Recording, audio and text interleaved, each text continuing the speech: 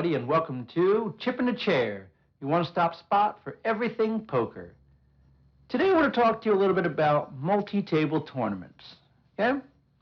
I know I'm going to have a couple of different videos on this, so this one's going to be a couple of little tips that'll help you out. I know that the World Series events are coming up, and this applies to them, but it applies to any multi-table tournaments out there, even your smaller ones.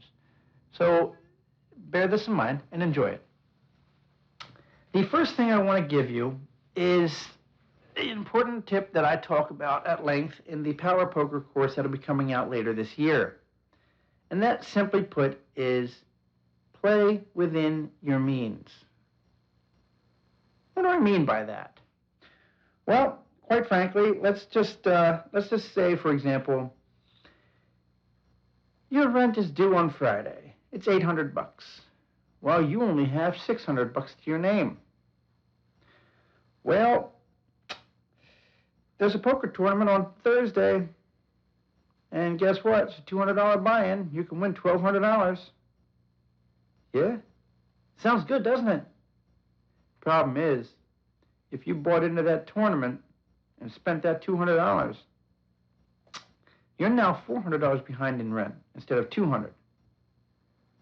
And now you're going to be playing this game, playing catch-up makeup. You're going to be playing it feeling that you have to win, okay? And by doing so, you're not going to play smooth. You're not going to play smart. You're going to force hands that you shouldn't be forcing. You're going to be making moves that you shouldn't be making. And you're going to miss the opportunities you wouldn't have missed if you weren't so blinded by the negative aspect of, I have to win or I'm going to be homeless. So play within your means. It is very important. If you can't afford to be sitting at that table, then don't sit at the table. See, it's one of those things that some people don't think to realize, and that is anything outside of poker can affect how you're actually going to play. If you're having a bad argument with your significant other, that can affect how you're going to play. If you've had a really crappy day at work with people just being morons or whatever else, that can affect how you play. The more relaxed, upbeat, positive you are, the better you're going to play.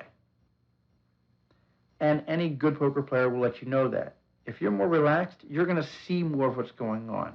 You're going to be more engaged about what's going on. And you're not going to end up in a negative headspace as quickly if you get a bad beat. You'll be able to let that roll off your back a little bit easier. It happens. You're going to get some bad beats.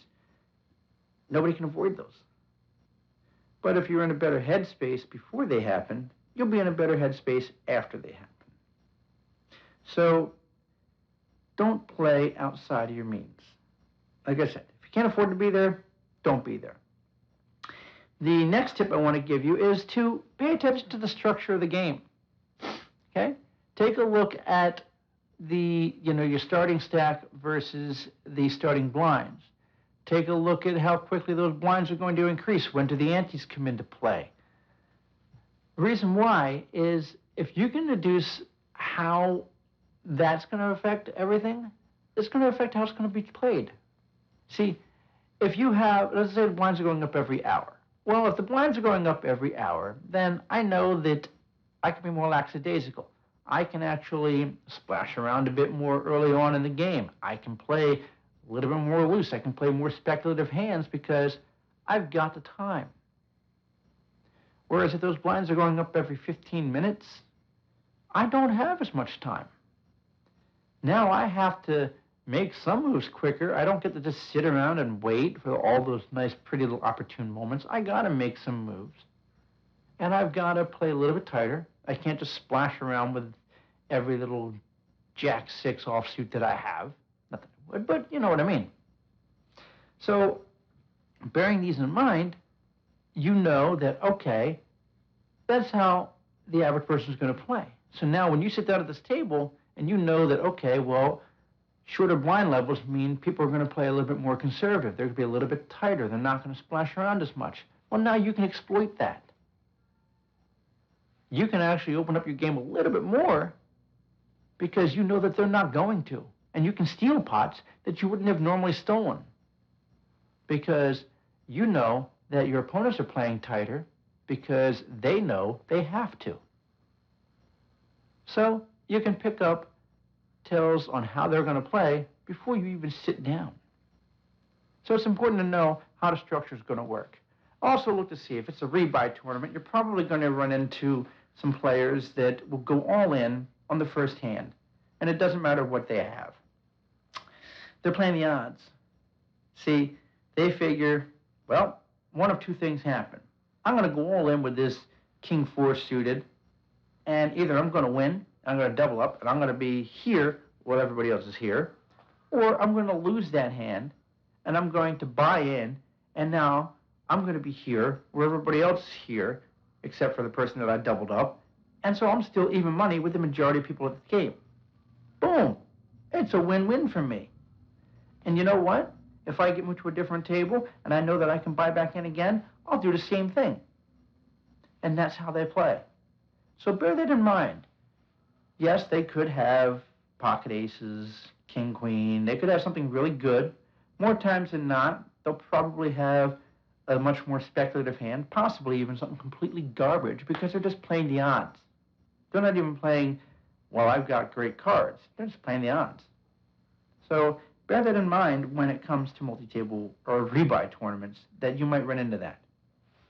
Now, the last thing I want to give you for this particular video on multi-table tournaments is something I'm surprised that isn't really spoken of too much more, and it should be. And that, simply put, is, I know I've said it before, keep your head in the game at the table that you're at. Okay? Let's say you're sitting at table 2, and the tournament started. It's been running for about half hour. And you happen to notice over here at table 3, Mary Jo is sitting here raking in chips.